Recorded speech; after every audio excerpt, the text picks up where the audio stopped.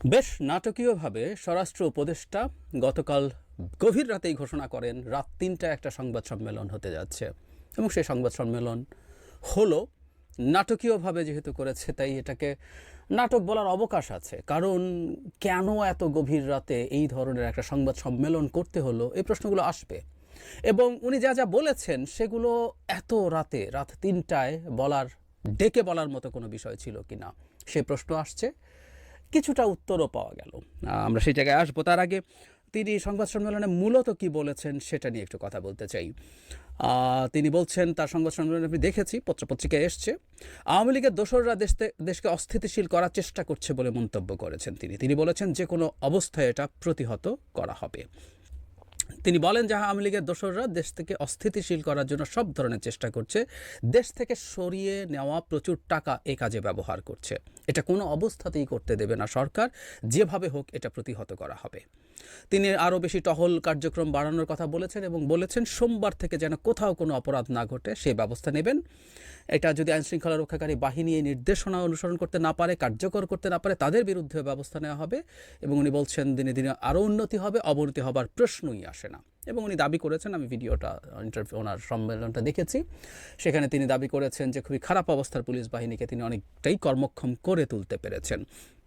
অনেক অপ্রীতিকর ঘটনা ঘটছে, সেটা গ্রেফতার করা হচ্ছে না কেন সেই প্রসঙ্গে তো বলছেন। তিনি আবার জানিয়েছেন গ্রেফতার করা হয়েছে। উনি উদাহরণ দিয়েছেন কয়েকদিন আগে যে চলন্ত বাসে ডাকাতি হয়েছে, সেই ডাকাতির লোকজনকে গ্রেফতার করা হয়েছে। তার পরবর্তীতে শিক্ষার্থীরা নারীরা বলছেন যে তারা ধর্ষণের সংখ্যা বাড়ছে, সেরকম কোনো উদ্যোগ নেওয়া হচ্ছে না। তিনি বলছেন মা বোনদের ভয়ের কোনো কারণ নেই, তাদের ব্যাপারে আমরা সবসময় কনসার্ন, তাদের যেন সমস্যায় পড়তে না হয় সে ব্যাপারে তারা ব্যবস্থা নিচ্ছেন। আচ্ছা, এখন যে ব্যাপারটা জরুরি সেটা হলো গতকাল রাতে বা সন্ধ্যায় আসলে কি হলো, কেন উনি আসলেন। অ্যাপারেন্টলি মনে হতে পারে বনশ্রী এলাকার একটা ছিনতাই, একজন স্বর্ণ ব্যবসায়ী, তার কাছে ২০ ভরি স্বর্ণালঙ্কার ছিল এবং একই সাথে ২০ ভরি না, যে পরিমাণটা আমার ক্লিয়ার মনে নেই, সাথে টাকা ছিল। তাকে প্রকাশ্যে তার বাড়ির সামনে গুলি করে সেগুলো ছিনতাই হয়েছে। এই ভিডিওটা ছড়িয়ে পড়েছিল। এমনকি একটা পত্রিকায় দেখলাম যে স্বরাষ্ট্র উপদেষ্টার যে সংবাদ সম্মেলন, সেখানে যাওয়ার পথেও একজন সাংবাদিক ছিনতাইয়ের শিকার হয়েছেন। সো ওটা নিয়ে প্রচুর আইনশৃঙ্খলা রক্ষা নিয়ে আলাপ হচ্ছিল। ইনফ্যাক্ট এই আলাপটা গত কয়েকদিন থেকেই হচ্ছিল, কিন্তু শেষ পর্যন্ত তিনি আসলে কেন বসলেন সেটা নিয়ে তাকে প্রশ্নও করা হয়েছিল। আমি আসলে মূল কারণটা আমরা যদি একটু পড়ি। একজন সাংবাদিক প্রশ্ন করেন, আপনার পদত্যাগ দাবি করা হয়েছে কিছু সময় আগে। ঢাকা বিশ্ববিদ্যালয় এলাকার শিক্ষার্থীরা বিক্ষোভ মিছিল করেছেন, সমাবেশ করেছেন, তারা আগামীকাল দুপুর পর্যন্ত সময় বেঁধে দিয়েছেন আপনার পদত্যাগের জন্য। এই বিষয়টি কি আপনার নজরে এসেছে? জবাবে জাহাঙ্গীর আলম চৌধুরী বলেন, তারা আমার যে কারণে পদত্যাগ করতে বলে ওই কারণগুলো যদি আমি উন্নতি করতে পারি তাহলে তো আর পদত্যাগের প্রশ্ন ওঠে না। তারা তো চাচ্ছে আইনশৃঙ্খলা পরিস্থিতির উন্নতি, আইনশৃঙ্খলা পরিস্থিতি যেন উন্নতি হয়, আমি সেই ব্যবস্থা করছি। আইনশৃঙ্খলা পরিস্থিতি আগের থেকে অনেক উন্নতি হয়েছে এবং এটা আরও উন্নতি হতে থাকবে। আচ্ছা, আইনশৃঙ্খলা রক্ষার অবস্থা আসলে ভালো না, কোনো সন্দেহ নাই। এর মধ্যে প্রচুর ভ্যালিড কারণ আছে। শেখ হাসিনা পুলিশ বাহিনী বস্তুটাকে একেবারে ধ্বংস করে দিয়ে চলে গেছেন। ফলে শেখ হাসিনার পতন এবং পালিয়ে যাওয়ার পর পুলিশ রীতিমতো পালিয়ে গিয়ে ফিরে এসে তার সে মরাল স্ট্রেংথ তৈরি হয়ে পুলিশ কাজ করতে শুরু করা খুবই চ্যালেঞ্জিং এবং ৬ মাস যথেষ্ট সময়ও না। আমরা নাগরিকরা এগুলো বুঝি, কিন্তু সমস্যা আসলে অন্য জায়গায়। সেটা হচ্ছে ইদানিংকার সময় এই ঘটনাগুলো, নিরাপত্তা বোধ মানুষের যেটা আছে সেটা কমার মতো ঘটনা ঘটছে অনেক বেশি। প্রচুর ছিনতাই হচ্ছে দিনে দুপুরে, সন্ধ্যায়, রাতে, গভীর রাতও লাগছে না ছিনতাই হতে, ডাকাতি হচ্ছে, ধর্ষণের সংখ্যা বেড়েছে। মানে কেউ না সংখ্যা কত বেড়েছে, কি বেড়েছে, স্ট্যাটিস্টিকলি জিনিসগুলো দেখানোর চেষ্টা করেন। একটু আওয়ামী ধরনের চর্চা এগুলো বলবো। একটা কথা মনে রাখতে হবে, জনগণের নিরাপত্তা বোধ একটা পারসেপশন। এই পারসেপশনটা থাকে বা থাকে না, এটা সে চারপাশ দেখে বুঝে মানুষের সাথে কথা বলে এই সিদ্ধান্তগুলো তার সাবকনশাসে তৈরি হয়।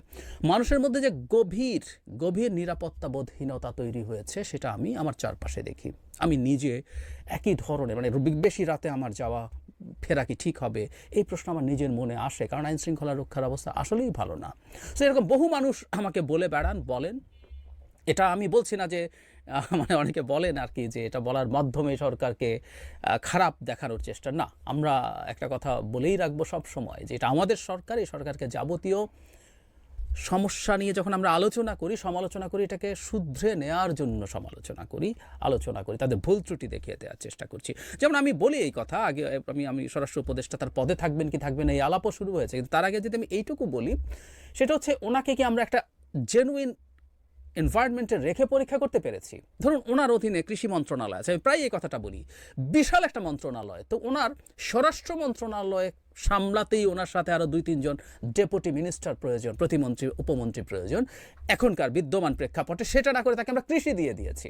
উনি নিজে রাখতে চাইছেন আমি জানি না, নাকি তাকে চাপিয়ে দিয়ে রাখা হয়েছে। সো তাকে আমরা তো একটা জেনুইন এনভায়রনমেন্টই দিতে পারি না এই পরীক্ষা করার জন্য। তো তাহলে এর দায় কার? এ দায় সরকারের, এবং সরকারের ছেলে খেলা আমার কাছে মনে হয়। এই কারণে এক্সক্লুসিভলি ডেডিকেটেড ওয়েতে দেয়া, এবং কীভাবে সরকার সমাধান করবে জানি না, অনেক আলাপ আলোচনা আছে, আমরাও জানি, দেখি। একজন উপদেষ্টা বিশেষ সহকারী নিয়োগ করা হয়েছে, তাকে নিয়ে সমালোচনা আছে, দেখছি অনেকে কতগুলো ভ্যালিড পয়েন্ট দিয়ে সেই সমালোচনা করছেন। অনেকে নতুন যে আইজিপি আছেন, এবং এই আইজিপি নিয়ে কর্মরত পুলিশ অফিসারদের মধ্যে ক্ষোভ আছে, এটা আমি নিজে ব্যক্তিগতভাবে জানি। সিনিয়র অফিসারদের মধ্যে খুব স্বাভাবিকও, অনেক পুরনো একজন আইজিকে এনে পদায়ন করা হয়েছে। কমিশনারকে নিয়েও দেখলাম কেউ কেউ সমালোচনা, আমি নিশ্চিত নই কোনগুলো কি আছে না আছে, কিন্তু মোদ্দা কথাটা হচ্ছে সিস্টেমটা রান করছে না, সিস্টেমটা চলছে না, সিস্টেমটার মধ্যে প্যারালাল কোনো ম্যানেজমেন্ট আছে কিনা, এসব প্রশ্ন অনেকে তুলছেন। আমার ওদিকে আসলে যাওয়ার দরকার নেই। সমস্যাটা জনগণ দেখছে, সরকার ডিসাইড করবে কিভাবে সে এই সমস্যার সমাধান করতে পারে। অনেকে গুরুত্বপূর্ণ সব লজিক্স আনছেন, যে ঢাকার সব পুলিশ অফিসারকে ঘাট ধরে বা ঢাকার বাইরে পাঠিয়ে দেওয়া হলো, বাইরে থেকে নিয়ে আসা হলো। পুলিশ আসলে খুব র্যাডিক্যাল পরিবর্তন করে ফেললে হয় না। পুলিশ তো আসলে তার সোর্স থাকে, তার এলাকা সম্পর্কে ধারণা থাকে, এগুলো আসলে খুব র্যাপিড, খুব ফাস্ট, সব কিছু আমূল পাল্টে ফেলা টাফ হয়ে যায়। কিন্তু এই কাজগুলো প্রবলেম তৈরি করে থাকতে পারে। এগুলো কী কারণে হয়েছে এগুলো আমাদের দেখার দরকার নেই, এগুলো সরকার তার জায়গা থেকে বিবেচনা করবে, কারণ এই কাজগুলোর জন্য দায়িত্বপ্রাপ্ত হচ্ছে সরকার। কিন্তু এটুকু তো নিশ্চিত যে আইন শৃঙ্খলার অবস্থা দিনে দিনে অবনতি হচ্ছে, এবং সরকার কোনো ভিজিবল স্টেপস নিচ্ছে না। ভিজিবল স্টেপস মানে আমি ইভেন স্বরাষ্ট্রমন্ত্রীর পদত্যাগ চাওয়া হয়েছে। আমি মনে করি যে আইনশৃঙ্খলা যেই জায়গায় এসে পৌঁছেছে, সেই জায়গায় তার পদে না থাকাই উচিত। আমরা একটু অন্যভাবে চেষ্টা করা দরকার, আমার কাছেও মনে হয়। ইভেন কেউ কেউ আলাপ তুলছেন, উইচ আই বাই, এই ন্যারেটিভটা আমি অ্যাগ্রি করি। মিস্টার শাখাওয়াত যখন প্রথম স্বরাষ্ট্র উপদেষ্টা হয়েছিলেন, তিনি ভালো করছিলেন, এবং উনি আরও ভালো করতেন বলে আমি মনে করি। এর কারণ হচ্ছে এই জায়গায় একজন মানুষ দুজনই মিলিটারি থেকে আসা, কিন্তু একজন লেফটেন্যান্ট জেনারেল জাহাঙ্গীর যিনি আছেন, মানে অত্যন্ত টপ, উনি চিফ হলেই আর জেনারেল হতে পারতেন, এছাড়া চিফ না হলে সর্বোচ্চ যে পদে যাওয়া যায়। কিন্তু একটা মিলিটারি চালিয়ে আসা মানুষের জন্য আসলে বেসামরিক প্রশাসন বোঝা খুব সোজা না। কিন্তু জেনারেল শাখাওয়াত যেহেতু নির্বাচন কমিশনে কাজ করেছেন 5 বছর, তিনি বেসামরিক প্রশাসন এবং পুলিশের কাজ করার সিস্টেম, তাদের সাথে কাজ করা, তাদের সাথে ডিল করা, এগুলো উনি ভালোভাবে শিখেছিলেন। ওনাকে সরিয়ে নেওয়া ভুল হয়েছে বলে আমি তখনও বলেছি, আমি এখনও মনে করি।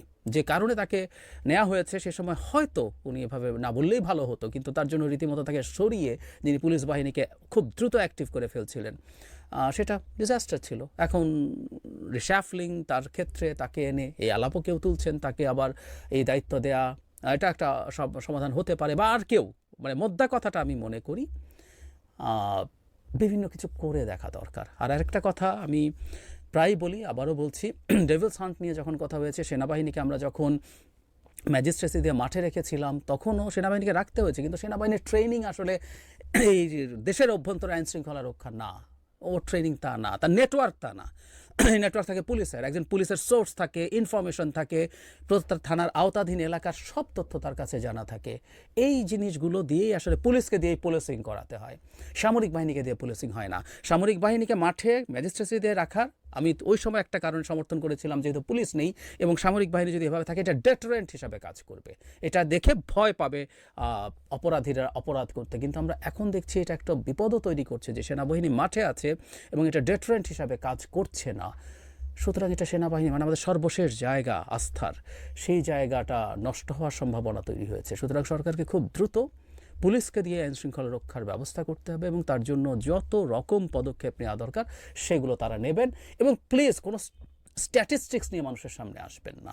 আমাদের এত জনগণের কতজন রেপড হইতে পারে, লন্ডনে আমি কে যেন দেখলাম দেখাচ্ছেন এই দেশে কটা হয়, যদিও রেপ কটা হয় আর পত্রিকায় আসা দিয়ে যে হিসাব হয় না, এই জ্ঞানটুকুও নাই। লন্ডন বা উন্নত দেশে রেপ কেসগুলো যেভাবে ফাইলড হয়, কেস হয়, বাংলাদেশে অসংখ্য রেপ কেস ফাইলড হয় না, এগুলো মানুষ যাই না, এগুলো লুকিয়ে ফেলে। আমরা এই সমাজে বসবাস করি, আমরা জানি।